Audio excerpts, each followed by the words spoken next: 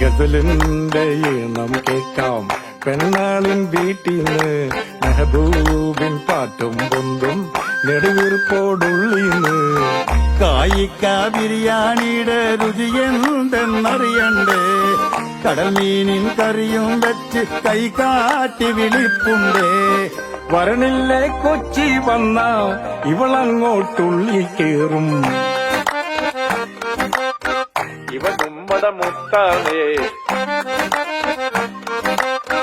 കഥ ചൊല്ലാൻ പലതാണേ. ഇവ നമ്മട മുട്ട